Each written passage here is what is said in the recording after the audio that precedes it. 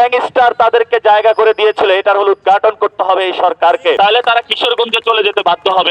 আবার এখনো তো অনেকের নাম পরিবর্তন করে, কেউ যদি শেখ ফ্যামিলির রাজনীতি করতো শেখ লাগিয়ে দিত। এখন তো দেখি পিচ্ছি পিচ্ছি ছেলে মির্জা ভাই বলে হলো লাগিয়ে দেয়। আমরা হলো এমন পরিস্থিতির মধ্যে দিয়ে যাচ্ছি, বাংলাদেশে কোনো যখন সন্ত্রাসী চাঁদাবাজ এসে সমাজে এস্টাবলিশ হওয়ার জন্য সৈয়দ ব্যবহার করে, মির্জা ব্যবহার করে, সম্ভ্রান্ত হওয়ার সাজার চেষ্টা করে। আমরা তো তোমাদের হলো বংশ পরিচয় থেকে শুরু করে জীবনের যত পুঁথিমালা সবকিছু জানি, আমলনামা সবকিছু জানি। নতুন করে ভদ্র সাজার দরকার নাই। ভদ্র সাজাতে হলে মানুষকে সুস্বাস্থ্য ব্যবস্থা নিশ্চিত করতে হবে। চাঁদাবাজি করা যাবে না, সন্ত্রাসী করা যাবে না, দুর্নীতি করা যাবে না, মানুষকে টর্চার করা যাবে না। এই যে গণ অভ্যুত্থানের পরে আওয়ামী লীগের অনেক নেতাকর্মীকে ক্যান্টনমেন্টে নিয়ে দেওয়া হয়েছিল, ঢাকা শহরের কোন গ্যাংস্টার তাদেরকে জায়গা করে দিয়েছিল, এটার হলো উদ্ঘাটন করতে হবে এই সরকারকে। এই যে বাংলাদেশে গণ অভ্যুত্থানের পরে আওয়ামী লীগের বিভিন্ন নেতাকর্মীকে কে আশ্রয় দিয়েছিল, কে রক্ষা করেছিল, ঢাকার কোন গ্যাংস্টার তাকে খুঁজে বের করতে হবে। কোন গ্যাংস্টার কারণে মুগদা মেডিকেলে, ঢাকা মেডিকেল থেকে বিভিন্ন যে হসপিটাল গুলো রয়েছে, যে চক্রটা কাজ করে, সেই চক্রের পিছনে